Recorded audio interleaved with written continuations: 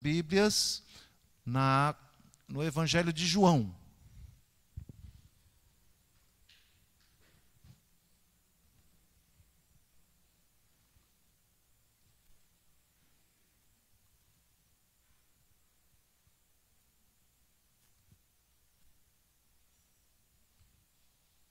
Capítulo 1.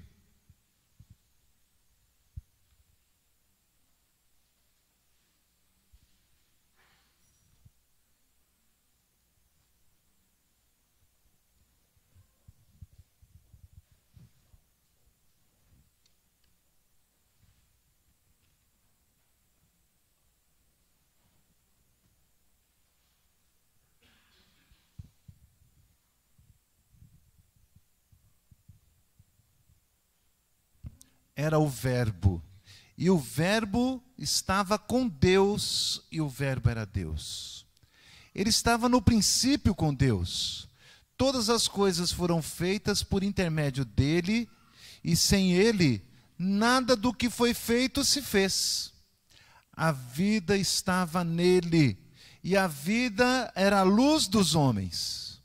A luz resplandece nas trevas, e as trevas não prevaleceram contra ela. Amém. Vamos orar mais uma vez? Senhor Deus, que coisa maravilhosa, que coisa bendita que é a tua palavra. Tão alta, tão profunda, que nós rogamos ao Senhor que nos auxilie, que nos ajude neste momento de reflexão. Fala conosco, a nos edificar, a nos corrigir, a nos alertar para a tua glória e para o teu louvor, no nome santo de Jesus. Amém. Queridos irmãos, nós já tivemos 2 domingos aí de dezembro e falamos, as mensagens tinham como tema o Natal, né? O Natal. Pregamos primeiro no Evangelho de Lucas, e é lógico, claro, tinha muito mais a pregar no Evangelho de Lucas, falando do Natal. E no segundo, nós pregamos em Mateus. Quando olhamos para Marcos, ele não fala a respeito do nascimento de Jesus, ele dá um salto. Ele fala aos romanos, e os romanos, como soldados, apressados, não tendo muito tempo a perder, dá a impressão que a dinâmica dele é para que seja rápido na leitura. Ele desanda a falar. Marcos é uma dinâmica extraordinária. Não entra em muito detalhe, né?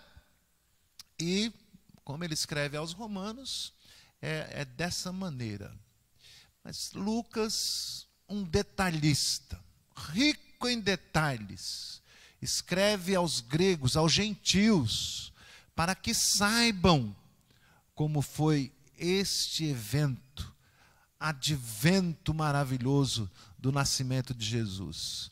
Já Mateus fala aos judeus. Então ele quer, e faz isto com maestria, demonstrar que o nascimento de Jesus é um cumprimento das Escrituras, conforme estava escrito. E ele, tudo que ele escreve, que ele apresenta, é fazendo menção às profecias que já estavam escritas, preditas há alguns séculos. E ele então mostra, olha, se cumpriu assim, se cumpriu, se cumpriu, se cumpriu. E João? Será que João não fala a respeito do nascimento de Jesus? Numa olhadela rápida, a impressão que nos dá é que não. Mas quero lhes garantir, ele fala sim, e de um modo magistral, magnífico, a respeito do nascimento de Jesus. Este é o modo que João fala, o que é o Natal e quem é Jesus Cristo. Quem é este que nasceu ali na manjedoura? Vamos então, esse é o tema da nossa mensagem. O tema que nós vamos meditar hoje é quem é Jesus, trabalhando inspirados nesta reflexão no Evangelho de João. Num mundo sem sentido, sem significado, sem razão de ser ou de existir, uma franca sensação de estar correndo atrás do rabo, para onde, para quê, né? E em especial no Natal a correria aumenta, e não se sabe por quê, nem para quê, nem qual é o sentido. Quem é esse afinal que nasceu? Por que devemos comemorar? Por que devemos parar para pensar neste acontecimento extraordinário? O apóstolo João, então, nos dá a sua versão inspirada do que é o Natal, do que é o significado do nascimento de Jesus, o sentido da existência de todas as coisas. Jesus é a manifestação do Verbo, da vida e da luz. Então vamos meditar primeiramente nesse sentido. Quem é Jesus? É o Verbo de Deus. Jesus é o Verbo de Deus. Eu quero ressaltar e conclamar a atenção dos irmãos devido à grande profundidade das palavras de João. 5 versículos de um conteúdo altíssimo e também profundíssimo. Se vacilarmos, se lermos apressadamente, nós não captamos o que João está falando a respeito do Filho de Deus. Quem é Jesus? Quem é o Filho de Deus? Diz João: no princípio era o Verbo. E eu quero já dar uma pausa aqui para poder explicarmos o que vem a ser o Verbo. Ele diz lá nos originais, ele é o Logos. E havia uma discussão entre os gregos, entre os povos daquela época, o que vem a ser o Logos. Os filósofos tentavam explicar e dar uma razão da existência humana, da existência de tudo. Veio do acaso, veio do sol, veio do fogo, veio da água. Da onde vêm tantas coisas? Quem proporcionou a existência? Foram deuses? Houve uma voluntariedade? O que está acontecendo? Concluíam eles: não, tudo deve ter um motor de partida, uma força motora que desenvolveu tudo isto. Lá atrás, mais de 2000 anos atrás, já se discutia essas coisas, já se chegava a conclusões e a necessidade de um ser todo-poderoso que criasse tudo, que Aristóteles, em especial, chamou de uma força motora. Quem é esta força motora? Aí diziam eles: é o Logos. O Logos, para eles, era esta força, esta sabedoria, este entendimento, este conhecimento que propulsionou, que deu o start para começar tudo. Não sabia o que era, nem quem era, mas eles chegaram a esta conclusão. Interessante, que interessante. Povos de há mais de 2000 anos atrás já entendiam que nada poderia ter surgido do nada, do acaso, da força espontânea das coisas. Então, o que João diz a respeito do Logos? Jesus é o Logos. Ele é o Verbo. Ele é a força motora que impulsionou o início de todas as coisas. Ele é o início.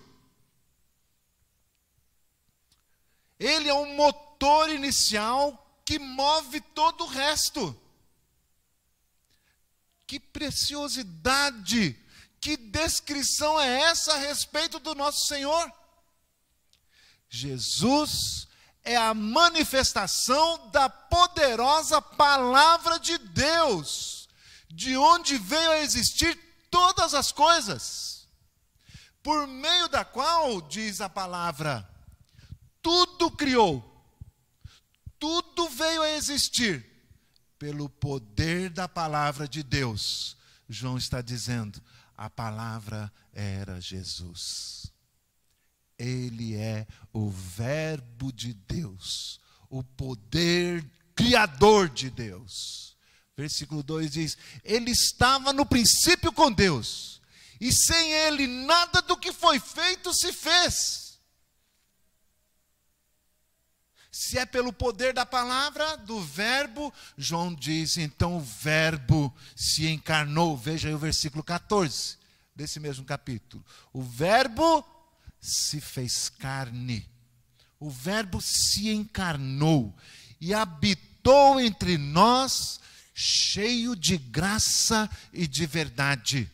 E vimos a glória, como que a glória do único Filho de Deus, do Pai, Deus Todo-Poderoso. Mas no princípio, Deus, pelo poder da sua palavra, trouxe tudo à existência. Trouxe à existência todas as coisas, tudo que existe. Todas as coisas, no versículo 3 diz, todas as coisas foram feitas por intermédio dele, por intermédio do Logos, o verbo de Deus que se encarnou. Ele é a expressão, a manifestação da força criadora, o poder eficaz.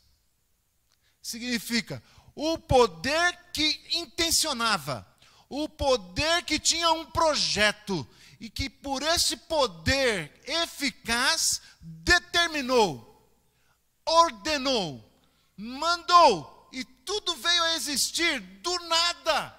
Haja e houve. Ele não precisa de bilhões de anos. Ele não precisa de uma série de eventos. Milhões e milhões e bilhões evoluindo, desenvolvendo. Ele apenas precisa do verbo. A palavra criadora que se encarnou. Jesus, o seu Filho. Haja e houve. E passou a existir. E este verbo é o Logos. O verbo é Jesus. É a verbalização que dá sentido a toda a existência. Ele é o poder produtivo da manifestação. A palavra que gera, que faz existir, que produz. Este é Jesus, o verbo de Deus, o princípio e o fim. Dele procede todas as coisas. E em Hebreus ainda assevera, pelo Deus Filho, o verbo encarnado, foi feito o universo. E ele mesmo sustenta todas as coisas pela verbalização do seu poder. Pela sua palavra, ele diz ao mar, vá só até ali e dali não passe, até que eu mande que passe mais. Ele diz aos eixos do universo, gira em torno de ti mesmo, gira em torno desse outro astro, e tudo funciona como um relógio. Não como um relojoeiro, que deu corda e deixou aí jogado. Não, ele criou e ele sustenta todas as coisas pelo poder da sua palavra, pela verbalização, o poder encarnado, o Senhor e Salvador Jesus Cristo. Aleluia. Diz ainda, com respeito agora à eternidade, e o verbo estava com Deus. Então, com isso nós precisamos ter por pressuposto que João continua falando a respeito no princípio. Estava com Deus. O eterno estava eternamente com o eterno. Ele já estava com Deus no princípio. O que a gente pensa do princípio? Quando começou. Só que para alguém estar no princípio, quando tudo começou, ele já deveria existir eternamente. Então, eternamente com Deus ao seu lado, possibilitando o princípio de todas as coisas. Quando tudo começou, ele já estava com o Pai. E se o princípio é o começo de tudo, ele já estava com o Pai antes de tudo começar. Desde a eternidade, quando nunca teve um começo. Já parou para pensar nisto? O que é a eternidade? A nossa mente não consegue alcançar, não consegue captar. Talvez a gente pense que a eternidade seja daqui para frente. Não é isso? Estou certo? Não é assim que nós pensamos? Daqui para frente. Mas você teve um princípio. Vou entregar aqui o meu princípio. 17 de janeiro de 64. Estava eu vendo a luz, chegando a esse mundão, né? Foi 7 meses antes, quando tudo começou. Parece que eu nasci de 7 meses, ou foi de 8. Negócio assim, era apressado. Começou ali uma existência para a frente, para a eternidade, quer ao lado do Senhor, quer no inferno. Esta é a eternidade que a gente imagina conhecer, que a gente sonha, pensa, que entende. Quando eu penso em 1000 anos, eu já fico atônito. 2000, fico doido. 10.000 anos, sei lá o que é isso. Pensa bem, o Brasil foi descoberto somente há 500 anos atrás. Quando a gente pensa em eternidade, a gente não consegue captar. Todavia, o Senhor nosso Deus, o único, eterno por essência, não é só para frente, é eterno também para trás. Como diz a palavra, sem princípio de dias, habitando a eternidade.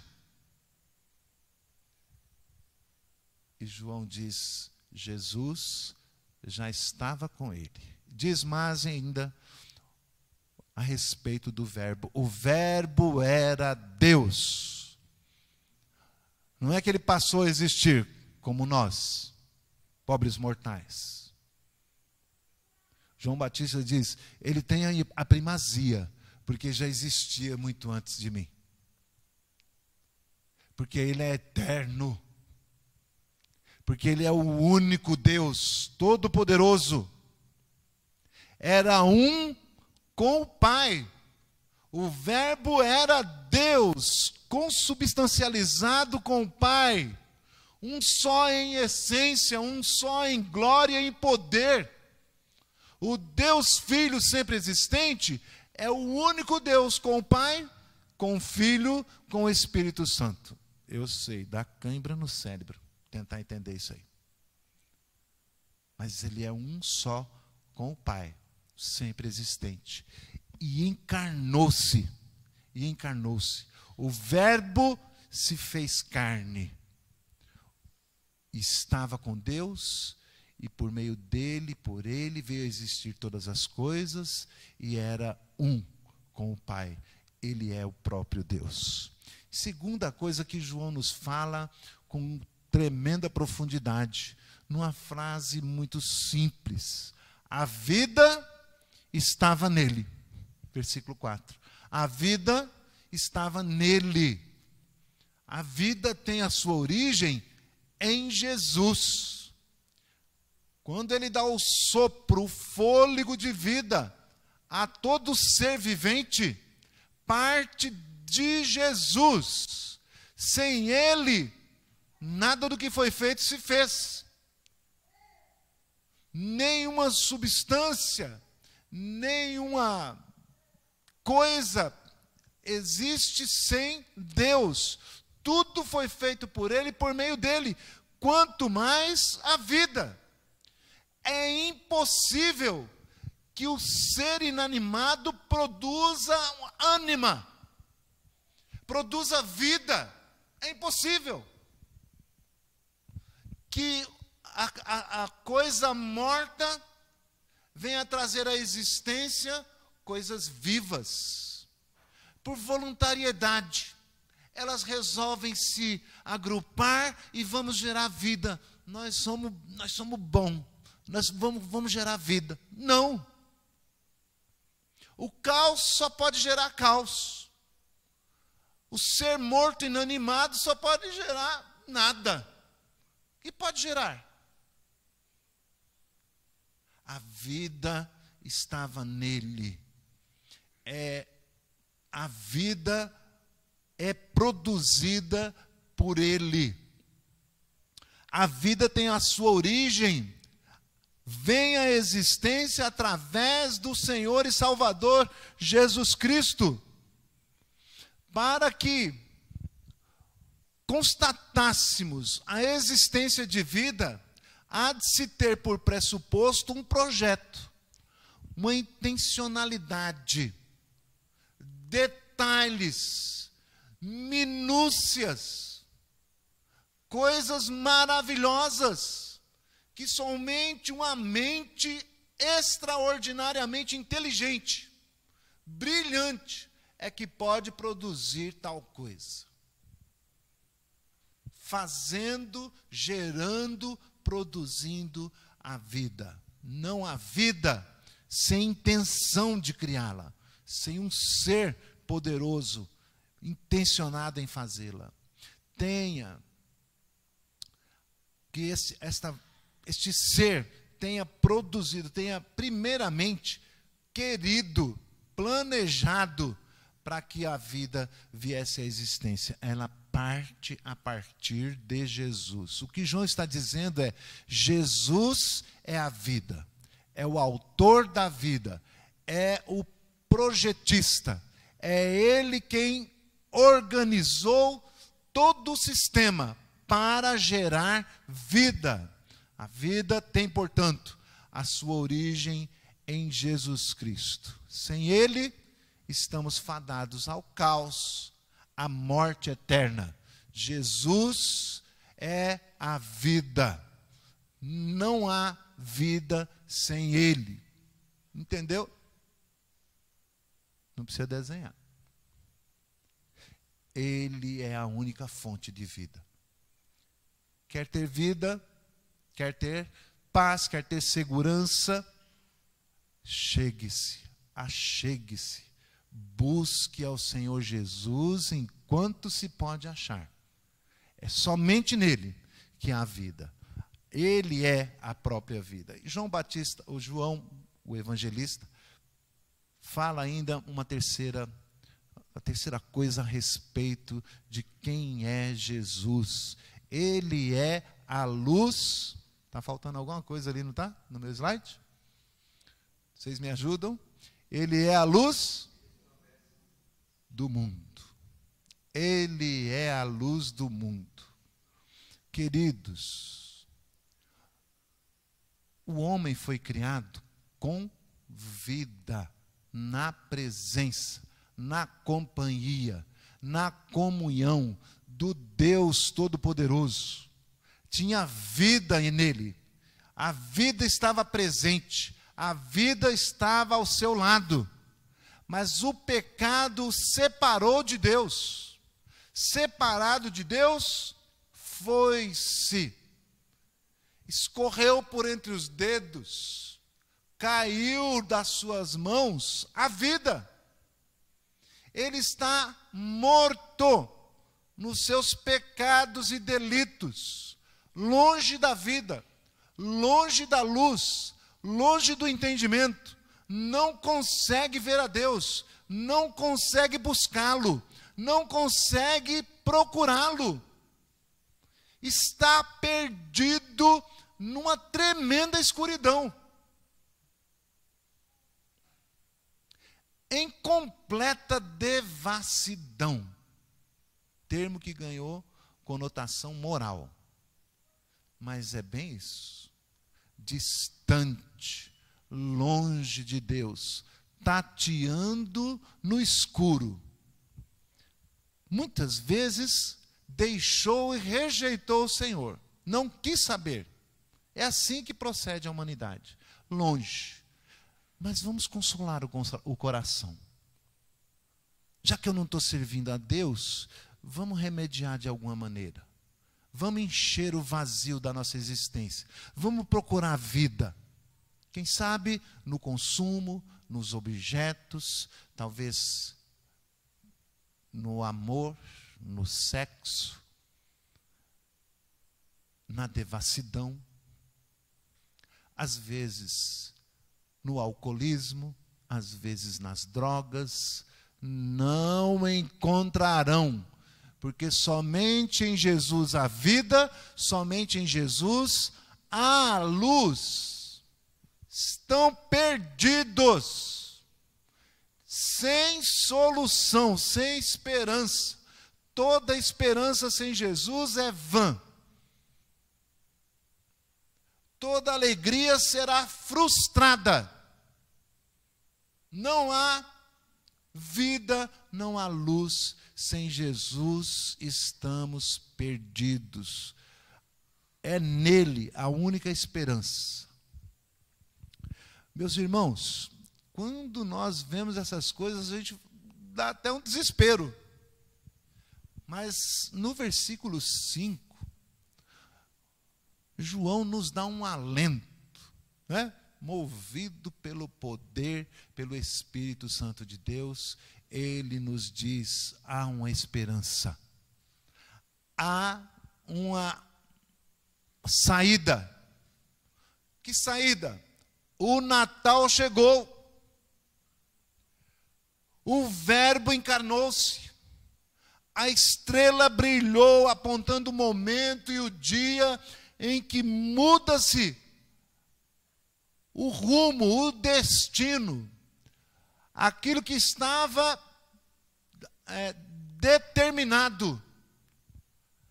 A luz chegou e resplandece nas trevas, e as trevas não prevaleceram contra ela. Desde então, o Evangelho, a boa notícia, a esperança para o perdido, para o angustiado, para o abatido, a esperança a todos vós que estáis cansados e sobrecarregados. Jesus chegou, o Verbo se encarnou e habitou entre nós, assumiu a nossa forma para tomar o castigo que nos traz a paz, para nos trazer vida, e vida em abundância. O Natal chegou para dizer: você pode outra vez receber a vida.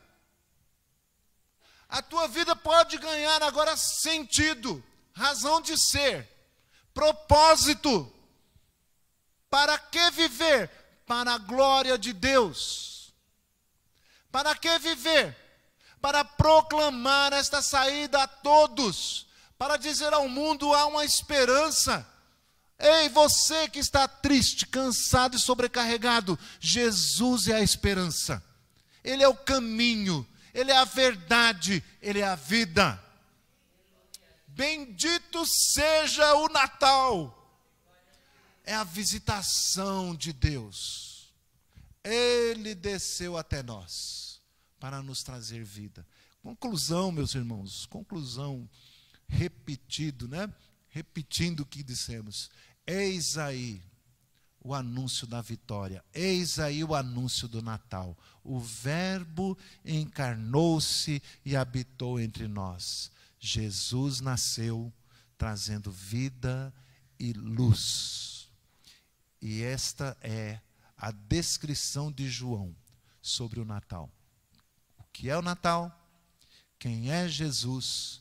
E para quê? Por que ele veio? E por que devemos comemorar? Porque ele nos devolveu a vida, bendito seja o Senhor. Porque ele nos devolveu a paz, aleluia. Porque ele nos devolveu a comunhão com Deus, desfez a inimizade. Agora você tem um amigo verdadeiro, fiel, todo-poderoso, que vem lhe trazer paz. Paz, alegria, é o que promete a palavra de Deus para todo que nele crê. O que devemos fazer, queridos? Uma pergunta importante. O que devemos saber? Agora, todo aquele que ouviu, não tem desculpa. O que devemos saber ao percebermos que o próprio Deus saiu da sua glória e desceu até nós e encarnou-se para ser um legítimo representante da humanidade na cruz do Calvário, para receber sobre si o castigo que nos traz a paz. O que devo fazer? Diz a palavra de Deus: arrependam-se e creia no Evangelho. Arrependa-se e creia que Jesus tomou o seu lugar. Você já não deve mais nada. O preço foi pago. Sangue puro e precioso foi derramado na cruz do Calvário. Logo, já não há condenação para aqueles que estão em Cristo. Arrependei-vos, pois, e creia no Evangelho, na boa notícia, e receba a vida, receba a paz, receba a alegria, mesmo em meio às lutas e às tribulações. É bênção. Como é bom estar com o Senhor. Que alegria indizível. Ele no nosso coração, na nossa vida, nos mostrando a saída, nos dando esperança, nos mostrando que Ele é o Deus Todo-Poderoso que está bem ao seu lado. No mundo tereis aflições, mas tende bom ânimo. Eu venci o mundo. Eu sou aquele que está com você, bem ao seu lado. Bem ao seu lado. Para te dar vitória, para te dar paz aos pés do nosso Deus e Senhor. Este é o caminho da esperança, este é o caminho da vida com significado. Crê que o Senhor Jesus Cristo é o Filho de Deus e que veio ao mundo trazer paz, luz e vida. Este é o sentido do Natal. Jesus encarnou-se e nos trouxe vida e luz. O que podemos fazer mais? Consagrar agora mesmo a nossa vida ao Senhor, em gratidão. Senhor, bendito seja o teu nome. Senhor, eu sei que não mereço. Senhor, que presente é esse? Senhor, que coisa maravilhosa o Senhor sair da sua glória. Consagre a sua vida, oferte a sua vida. Ele deu a sua vida por nós. Também nós devemos entregar a Ele a nossa, em gratidão. Em gratidão.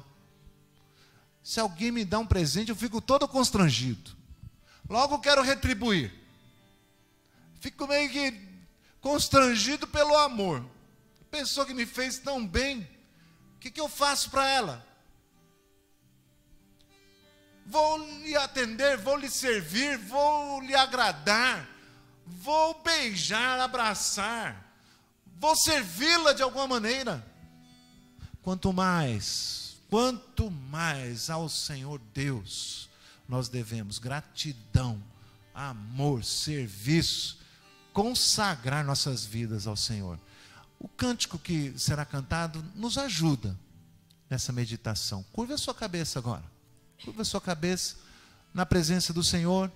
Alguns instantes de oração silenciosa. Faça a sua própria consagração.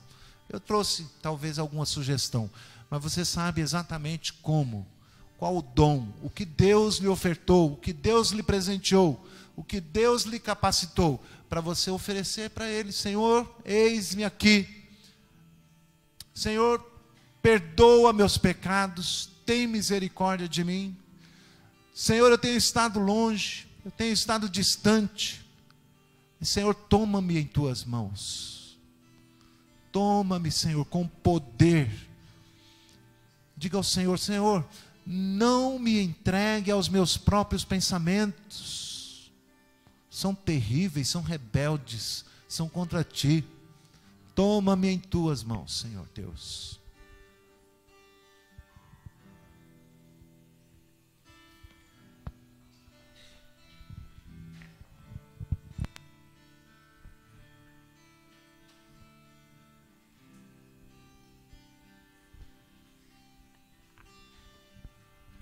Eis-me aqui, resgatado fui, pecador, alvo de tua graça irresistível sobre mim.